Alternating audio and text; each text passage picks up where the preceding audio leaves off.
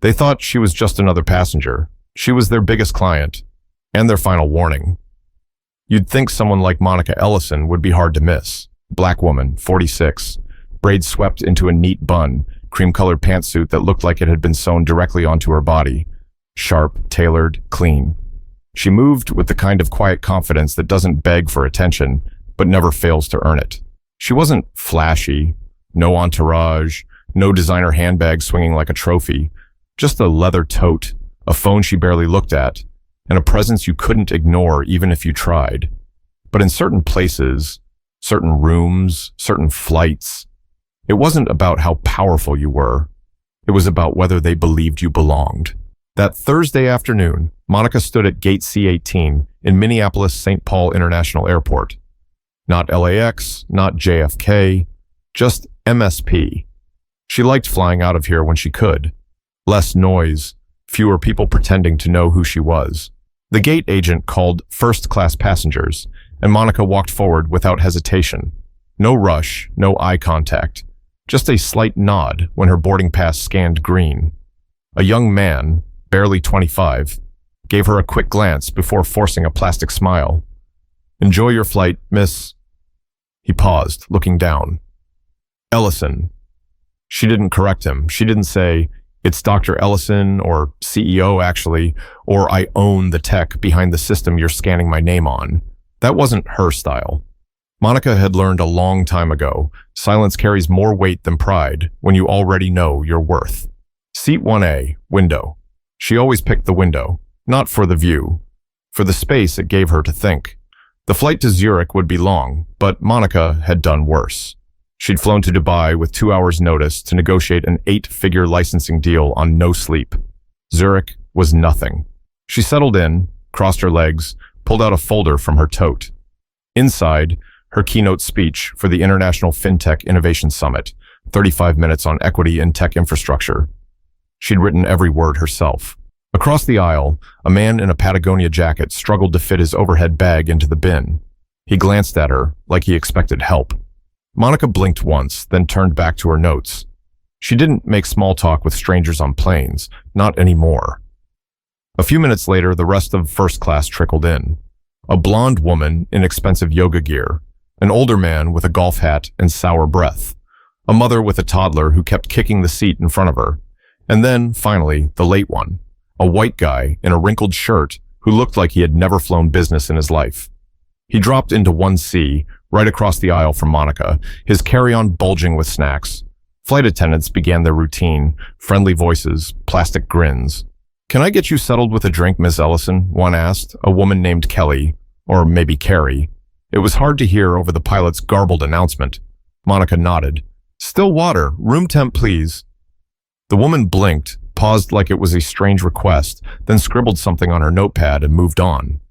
Monica didn't care. She was used to those pauses, the kind where someone pretends they didn't just judge you. She checked her email once, then powered down.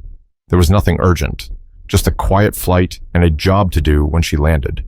But she had no idea that by the end of this flight, she would send a single email that would cost the airline millions, put a whole crew on administrative leave, and spark a debate across corporate America about how quiet power moves behind the scenes. But at 36,000 feet, control can slip out of reach in the smallest, pettiest ways. They took off right on time. The seatbelt sign dinged off, and the hum of the engines faded into a soft background noise, the kind that usually made Monica drowsy just enough to think clearly. She reclined slightly, adjusted her seat, and tapped her fingers against the edge of her tray table. She didn't need music or movies. Her mind was already miles ahead. The keynote, the Zurich panel, the Q&A on fintech equity, the closed-door meeting with the Swiss Development Fund. She ran through it all like clockwork. This wasn't new for her.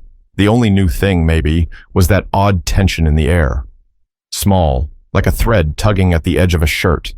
You couldn't see it, but if you pulled too hard, the whole thing might unravel. Flight attendants moved through first class with practiced ease.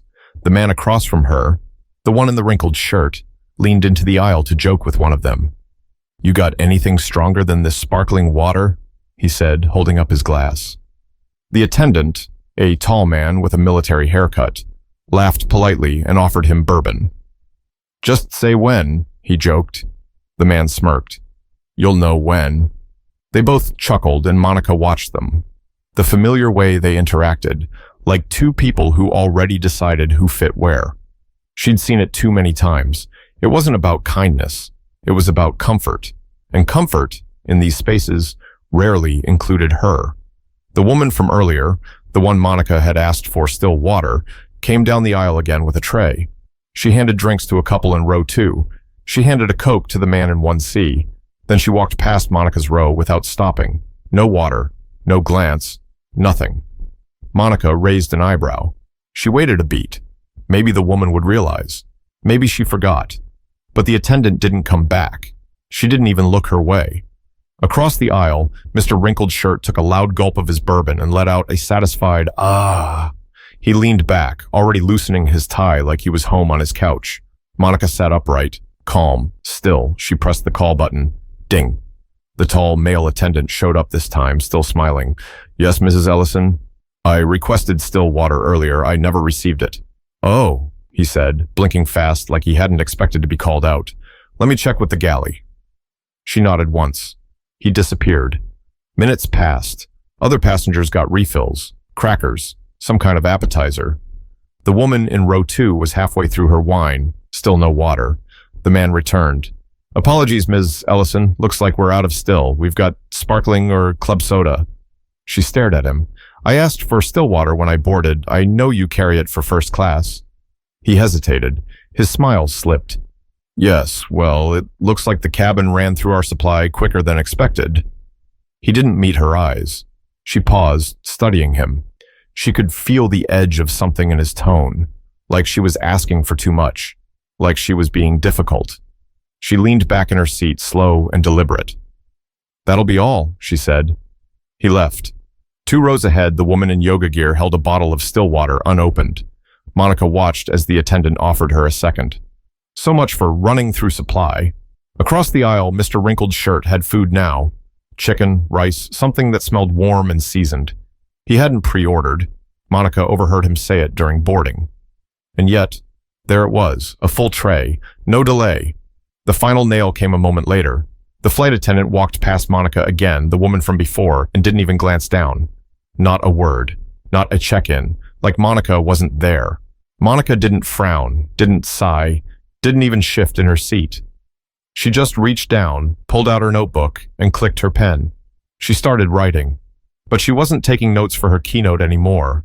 She was documenting something else. Dinner service began quietly. One by one, the flight attendants moved through first class with those silver carts. Hot trays clinked softly. Polite whispers filled the space. "Would you like the chicken or the pasta?" The kind of gentle luxury that first class was supposed to promise. Monica didn't look up right away. She was still writing, flipping back through a few notes in the folder on her lap. She knew what she ordered, a plant-based entree, soy-free, gluten-free, not because it was trendy, but because she had allergies. The form had been submitted when she booked the flight. She always double-checked, always. She heard the man across the aisle chuckle again. "Pasta for me, unless the chicken's good." "It's great tonight," the attendant said. "We've got extra, so you're in luck." Extra. That word stuck in her head. Another passenger was offered a second roll. Someone else, a fresh drink. Meanwhile, Monica waited. The cart moved closer. She closed the folder and sat upright, ready. Then it happened. The attendant, same woman, same forced smile, stopped at Monica's row, glanced down at her, and paused. She leaned in slightly. "We're so sorry," she said in a tone that sounded like it had been rehearsed 100 times. "We seem to have run out of your selected meal." Monica blinked. "That's not possible," she said flatly. "I submitted my selection 3 days ago. It was confirmed." The woman tilted her head like she was pretending to be sympathetic. "Yes, but the catering team didn't load enough meals for special requests. We can offer you a pasta entree instead." "Does it contain gluten?" "Yes, it does, but we can try to find you something else, maybe a fruit plate or—" "I'm allergic to wheat," Monica interrupted. "Oh," the woman said, already backing away. "Let me check with the galley." Monica didn't respond. She looked at her watch.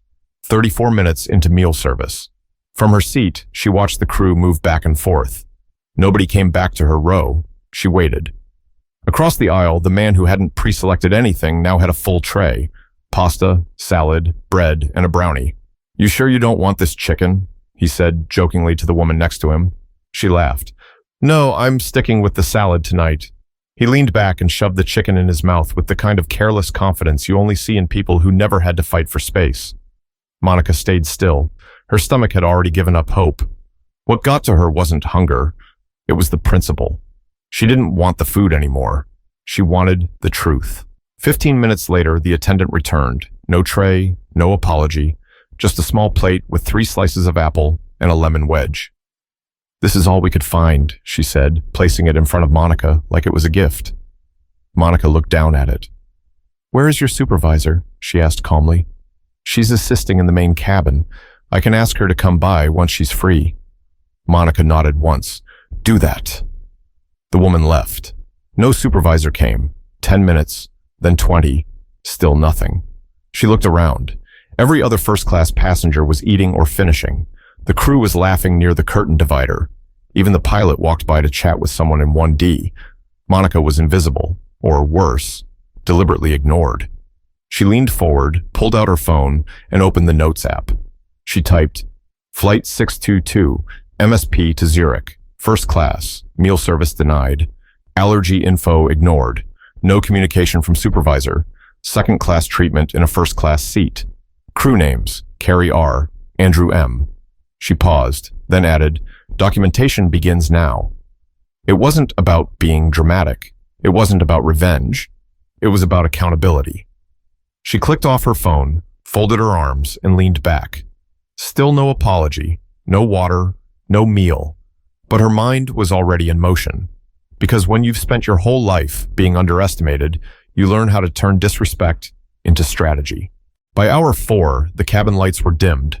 Most passengers in first class had reclined their seats, tucked into blankets, and slipped on headphones. Soft snoring echoed from somewhere near the back. But Monica wasn't tired. Not anymore. She sat upright, legs crossed at the ankle, her tray table down. Empty except for her notebook, her phone, and that untouched plate of sad apple slices. Still, no one had returned. Not the supervisor, not a word of acknowledgement. It was like she didn't exist. Except she did. And every second that passed was quietly building the kind of story she knew how to tell. Not to the public, not to the press, but to people who made decisions at the highest level. She glanced down at her notes again. The project. Integration of Novalift's predictive analytics into HorizonJet's loyalty and customer service systems. A multi-year contract. Tens of millions. The airline had been courting Novalift for 6 months. Dinners, invites, panel appearances. And now this. Monica reached for her phone and scrolled through her inbox. There it was. The last email from HorizonJet's VP of Business Development. Subject line, "Looking forward to finalizing next week." She didn't smile. She opened her camera, angled it toward the tray table, and snapped a photo of the untouched plate. Time-stamped. Then the service call button still lit. Then the seating chart on the in-flight screen, with her seat, 1A, clearly visible. She attached all 3 to a new draft. 2, General Counsel, Novalift, CC, VP of Operations. Subject, Flight 622. Urgent adjustment needed. She paused over the keyboard, then typed, "Need immediate hold on HorizonJet rollout. Reassessment required regarding vendor compliance with service equity clauses. Incident on current flight demonstrates clear alignment issues." She stared at the screen. Her heart wasn't racing. Her fingers didn't tremble. This wasn't the first time someone tried to make her feel small. It was just the first time the cost of that disrespect had a paper trail. She hit save. Not send. Not yet. Across the aisle, the man in the wrinkled shirt had taken off his shoes and was now loudly telling the woman beside him about his company's exit strategy. "I mean, it's all about leverage, right?" he said, swishing what was left of his third bourbon. "You've got it, or you don't." Monica raised her eyes just slightly. He had no idea how real leverage worked, that it wasn't about shouting, or posturing, or being served first. It was about having the authority to make decisions that changed lives. Sometimes without ever raising your voice. She turned back to her screen. hit send, then leaned back, exhaled slowly, and let herself close her eyes. But she wasn't resting. She was waiting. Because some lessons are taught through press releases, and some through silence. Touchdown in Zurich was smooth. Cold morning light bled through the cabin windows as the wheels met the tarmac. Monica didn't clap. She didn't cheer. She simply opened her eyes, adjusted her blazer, and straightened her posture. She looked exactly like what she was. Someone in control. Someone who knew what came next. Passengers stretched, yawned, checked their phones. The man across from her, now wearing mismatched socks, groaned about the time zone. "I'm gonna feel this in my back all day," he muttered.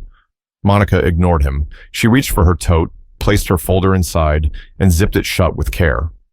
The crew made their final announcements. Monica waited. Still no supervisor, no explanation, no apology, nothing. She stood up as soon as the seatbelt sign blinked off, calm, composed. And when she stepped off the plane into the jet bridge, her phone vibrated. One message from VP of Operations. Subject, Flight 622. Understood, contract hold initiated, legal is drafting a revised equity clause. Meeting with Horizon Jet reps moved to pending. We'll let them make the next move. Monica tucked her phone away and kept walking. She moved through the airport with a quiet rhythm, past the glass walls and glowing ads and hurried travelers. When she reached the car service pickup zone, her driver was already there, holding a small sign with her name. He took her bag without question. On the ride to the hotel, she finally allowed herself a moment to decompress. She looked out the window at the streets of Zurich, wet with morning rain. She thought about how many times she'd been overlooked, pushed aside, erased in rooms where she was the most qualified person sitting at the table. But this wasn't about ego. It was about patterns, and whether people in power would keep pretending those patterns didn't exist, until someone with leverage forced them to pay attention. By the time she arrived at the hotel, the dominoes had already started to fall. She got a call that afternoon, unknown number. She answered without speaking, a man's voice. "Ms. Ellison, this is Kenneth Ward. I'm head of corporate partnerships at Horizon Jet. I wanted to apologize personally for the experience you had on Flight 622. I just heard about it. It's unacceptable." Monica let the silence stretch. Then finally, "You're not calling to apologize. You're calling to stop the contract from slipping through your fingers. Ma'am, please believe me when I say this doesn't reflect our—" "I don't care what it reflects," she interrupted. "I care about what it proves." He hesitated. "I understand you've already pulled the partnership." "No," she replied. "We're pausing. Whether we pull depends on how seriously you take the problem. I can personally assure—" "Don't assure me, Kenneth. Show me." Her voice was low, even. "Show me who gets held accountable. Show me who's removed. Show me who gets retrained. Then maybe I'll take another meeting. Until then, you're not ready to work with us." She hung up. She didn't need a headline. She didn't need to go viral. She needed accountability. 2 days later, a memo from Horizon Jet leaked to a small industry blog. It mentioned suspension of key cabin crew pending investigation. It named Flight 622, and it referred to a breach of inclusivity expectations. Within 24 hours, LinkedIn posts were lighting up. A quiet fire had started. Not loud, not angry, just precise. Because sometimes power isn't loud. It's knowing exactly where to place pressure. Monica never made a public statement. No interviews, no op-eds, no anonymous leaks. She didn't need to. By the time her keynote took place that Friday morning at the FinTech Innovation Summit, most of the room already knew what happened. Whispers had moved faster than press releases. Half the audience had read the leaked memo. The other half had heard the story. Black woman CEO denied a meal in first class, then froze a multi-million-dollar deal. But Monica? She didn't mention it. Not once. Instead, she stood on stage in a navy blue suit, slides behind her showing graphs and case studies. She spoke about digital equity, about responsible data use, about how corporations talk about inclusion until they have to act on it. The applause was long, standing, sincere. But for her, it wasn't about praise. It was about the silence in the room afterward. The kind of silence that happens when people finally get it. That weekend, the airline called back again, this time from the chief executive's office. They offered to fly her back first class, complimentary. They offered to personally ensure her experience would be different. She declined, quietly. She flew home with a different airline, one that had lost the original bid months ago, but had been respectful, honest, curious about what real inclusion looked like, not just how to market it. Her return flight was smooth, on time. She was offered still water the moment she sat down. The attendant used her name correctly. Small things. Not fancy, not loud, just right. Back at Novalift, the company released a short internal statement. We expect all of our partners to treat people with the dignity they deserve, not because of contracts, but because it's the standard. Nothing more, no hashtags, no grandstanding. But the message spread anyway. Executives started asking deeper questions about their vendors. Board members started looking at their diversity clauses a little more seriously. Other companies took notice, not because Monica dragged anyone publicly, but because of what she didn't say. The restraint made it louder. Weeks later, Monica was invited to speak on a panel titled, "When Quiet Leadership Makes the Loudest Impact." She almost said no. She didn't like buzzwords, didn't care for attention, but she went. At the end of the panel, a young black woman approached her, early 20s, nervous, voice shaking. "I just wanted to say, I've never seen someone like me handle something like that with so much grace. You didn't yell, you didn't post, you just moved differently. And it worked."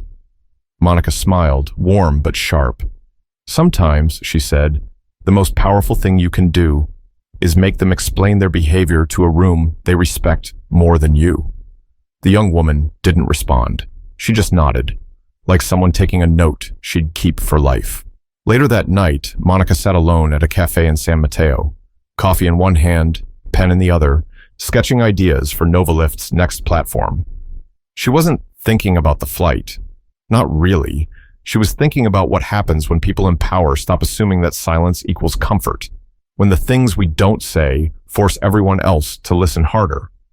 Not everything needs to be loud to change something.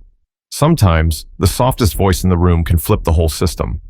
Because the lesson wasn't about the meal, it was about who gets fed and who gets ignored, even when they've earned their seat at the table.